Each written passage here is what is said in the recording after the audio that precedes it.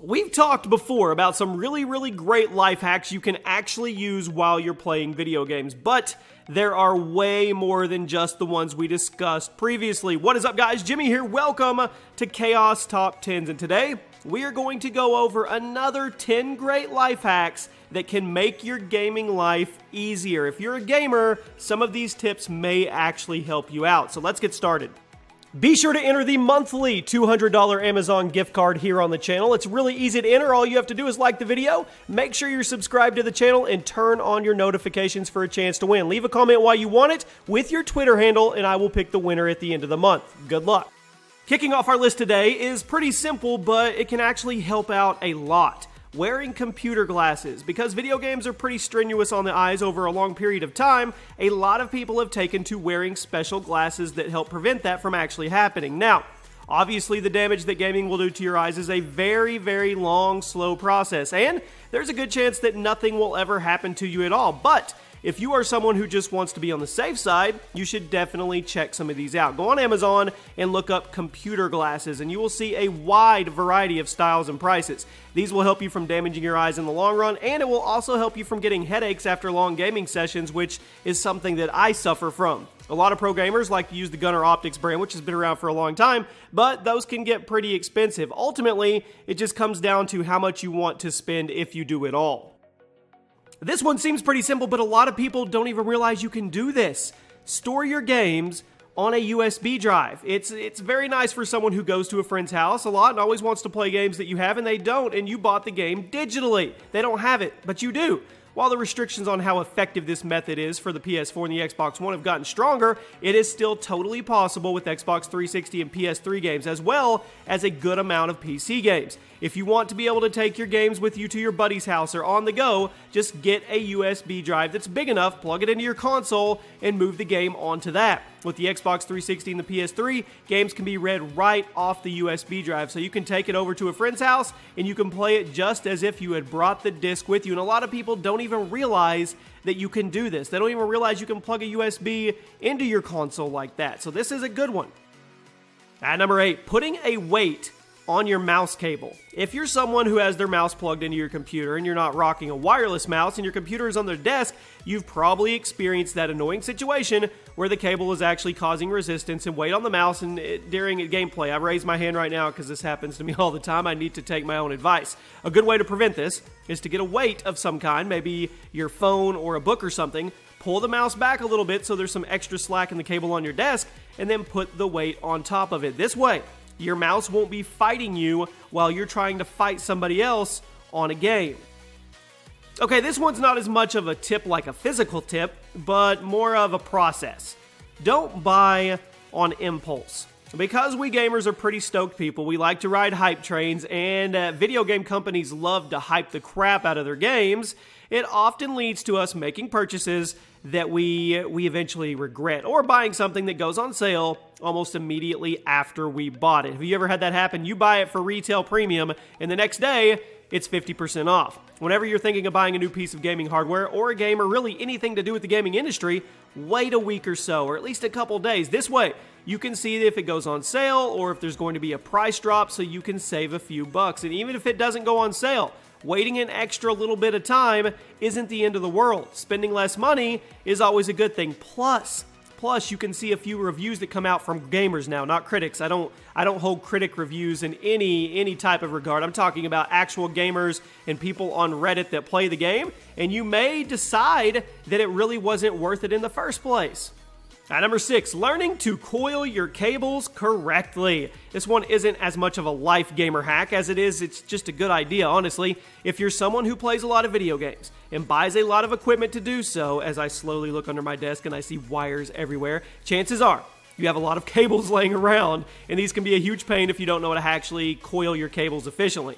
Learning to properly coil cables will reduce the amount of space you need to store them in and will generally make organizing less of a hassle. When you are coiling a cable, point the end of it away from you and then put your other hand on the cable below your top hand with both of your thumbs pointing in the same direction.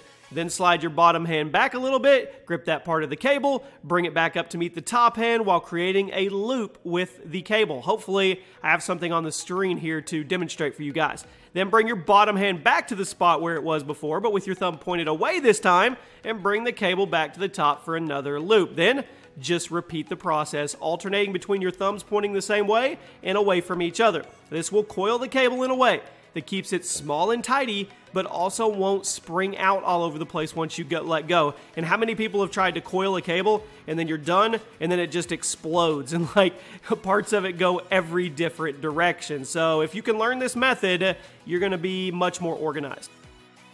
Cracking into the top 5 today, customizing your notifications. It takes a little bit of time. On most gaming consoles, you get a little notification about when your friends are online, if they start broadcasting, if they send you a message, an invite, or whatever, so on and so forth. But what if you don't really want to see these notifications for everybody? And I know it can be pretty complicated with some of the dashboards now to actually figure out where to go.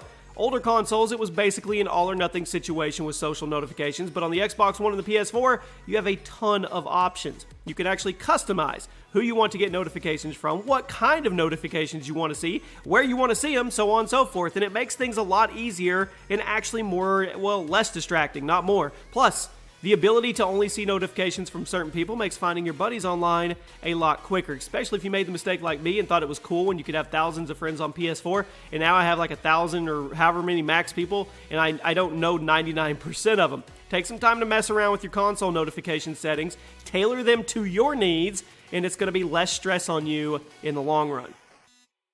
At number 4, download Flux. This one goes back to the first point I made about the computer glasses. Some people don't want to drop money for glasses, and that's totally okay, because if you're a PC gamer, there are programs that already have your back. Flux is a commonly used program that's free to download and is designed to adjust the brightness of your screen throughout the day so it's not as tough on your eyes. It also filters the blue light of your monitors, as that can be pretty damaging in the long run if you don't keep an eye on it. So, if you are someone who doesn't want to get glasses, doesn't want to spend any money, but also wants to reduce potential future eye damage, go download Flux for your PC or Mac, and I promise you it will probably help.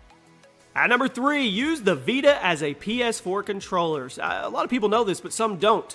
Controllers are very expensive nowadays, and having to buy more of them always feels like you're getting punched in the gut. That is where the Vita comes in. I know that obviously the Vita is way more expensive than a regular PS4 controller, but if you already own a Vita, or if your buddy is coming over to play and they have a Vita, you can just use it as a substitute for the second controller. Sure, it's a little wonky compared to the DualShock 4, but it is still better than having to go drop $50 on a brand new controller that you can use from time to time, or even one-off. If you want to play locally with someone who has a Vita, just use that controller instead of buying a whole new one. Okay, at number 2, turn a NES cartridge into a Wi-Fi router. I'm serious here. I'm serious. You can actually do this.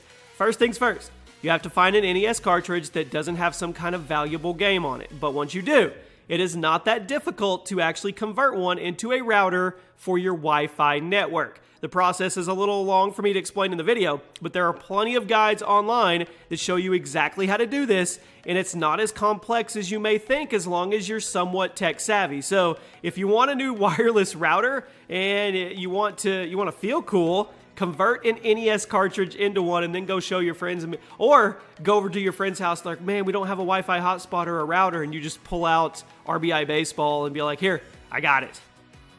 And the final thing, the final tip, the final gamer hack for you today.